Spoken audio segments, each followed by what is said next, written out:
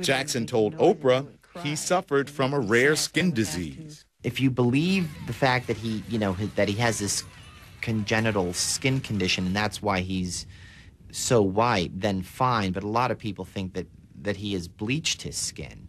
With Michael Jackson, you never know what the truth is. Coming up, scandal rocks the gates of Neverland.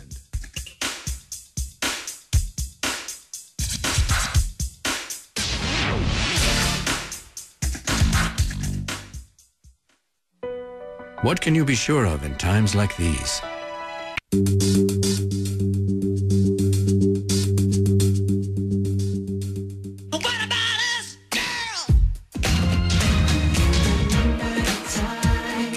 By the early 1990s, Michael Jackson's new music, even fresh R&B hits like Remember the Time,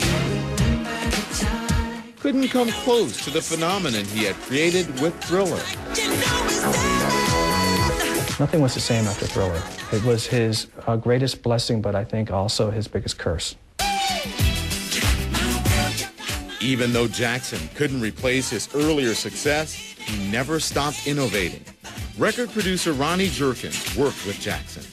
Michael calls me and he says, "Why can't we create new sounds?" I said, "What do you mean?" He was like, "Someone created a drum, right? Someone created a piano. Why can't we create the next instrument?" This is a guy 40 years old who has literally done everything that you can think of, but still hungry enough to say, "I want to create an instrument." Despite his creativity, record sales dwindled as Jackson's appearance grew stranger with whiter skin and a severely altered nose and chin. The fact that he has spent as much time as he has changing his face, changing his appearance, it's reminiscent of patients who suffer from body dysmorphic disorder, which is a condition where when a patient looks at themselves in the mirror, they just hate what they see. Jackson would become more reclusive, retreating into his Neverland ranch. There he continued to surround himself with children in a make-believe paradise where he could relive his childhood.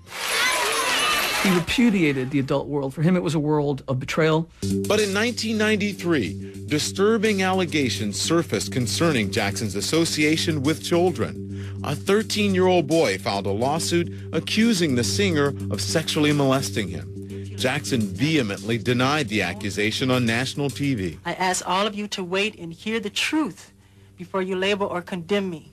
Don't treat me like a criminal, because I am innocent. The case was eventually settled for nearly $20 million, and the suit was dropped in 1994. But Jackson's reputation was seriously damaged. Less than a year later, Jackson made headlines again when he married Lisa Marie Presley, the 26-year-old daughter of Elvis. It was quite obvious to all of us from the beginning that it was a sham, that it was a publicity stunt, and it was just kind of disgusting and silly. Even from the beginning, when they're nervously holding hands at MTV, and he says, "Nobody thought this would last," and then he goes to kiss her. But she's clearly like, "Whoa, what are you doing?" The marriage collapsed less than 2 years after the wedding. Presley filed for divorce in 1996. On the day after his death, Presley wrote on her blog that Jackson always thought he'd die early, like her father. As Jackson's marriage began to crumble, so did his career. Filled mostly with past hits and some new angry songs like Scream, 1995's History, Past, Present, and Future could not revive Jackson's success in the studio. Then in 1996, Jackson sent shockwaves around the world when it was announced he had married Debbie Rowe, his dermatologist's nurse. The thing about Michael is that he does want what he wants, and he will find a way to get it. She offered to have a child for him. And as unconventional as it is, if you really look at it, it's sort of surrogate motherhood. Rowe gave birth to their son, Prince Michael Jackson, in 1997. A year later, the couple had a baby daughter, Paris Michael Catherine. And in 1999, they divorced. Jackson was granted full custody of the children. In 2002, he incited worldwide outrage when he dangled his newborn son, Prince Michael II, from a balcony of a Berlin hotel. When he dangles the baby, it's just, here's Michael again being the class clown who doesn't even realize that he's the class clown. And he thinks he's being loving. I mean, you know, it's sort of like the anti-King Midas, like everything he wants to do just gets screwed up. Just a year later, Jackson was catapulted back into the limelight when he was featured in the Martin Bashir documentary, Living with Michael Jackson. In the show, 44-year-old Jackson admitted to letting children sleep with him in his bed at Neverland. It's not sexual, but we're going to sleep. I tuck them in. I put a little music on, into a little story time. I read a book. Author and self-proclaimed psychic Uri Geller was a friend of Jackson's. He said he urged the singer to keep children out of his bedroom. I was the only person that had the chutzpah. In the documentary, accused Jackson of sexual abuse. There will be charges filed against Mr. Jackson, multiple counts. The fact that he could even find himself in this situation after the 93 allegations shows that he didn't take that sufficiently to heart. Because if he did, he never would have been alone with a child.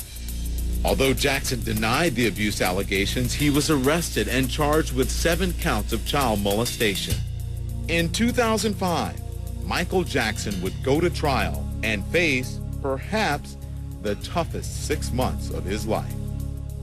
4. It seemed like another classic Michael Jackson performance, surrounded by screaming fans. But this time, Jackson's stage was the roof of an SUV outside the Santa Barbara County Courthouse.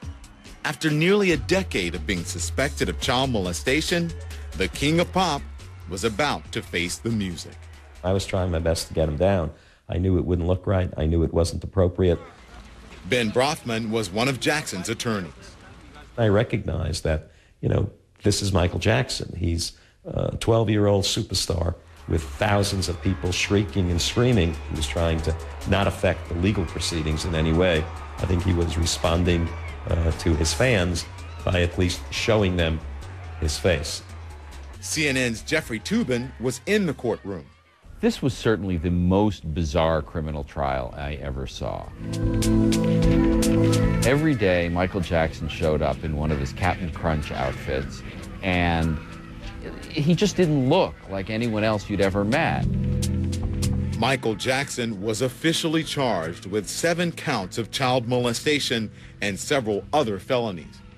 He pleaded not guilty. The criminal charges were not a total surprise because several years earlier, Jackson had settled a civil claim against him by a boy under very similar circumstances. But Brofman says the superstar was terrified.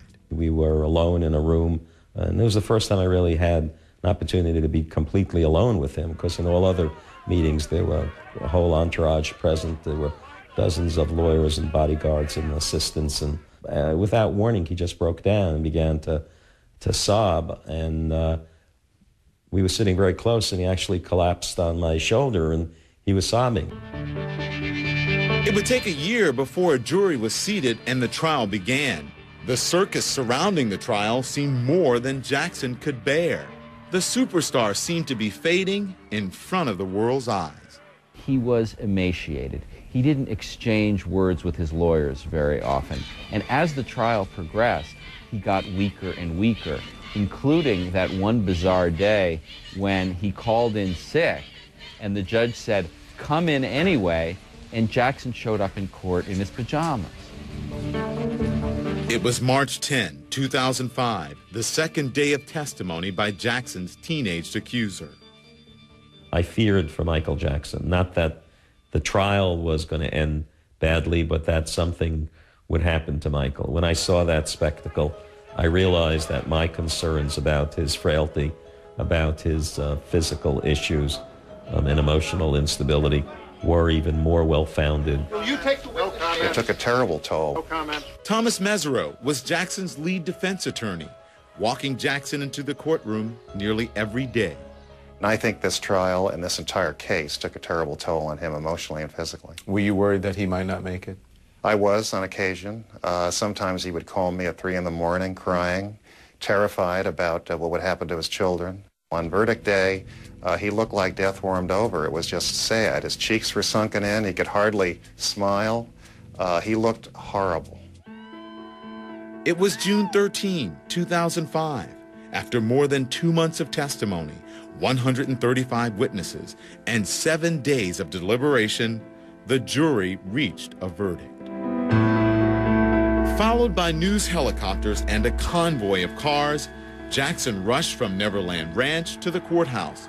He was greeted by a crush of reporters and fans.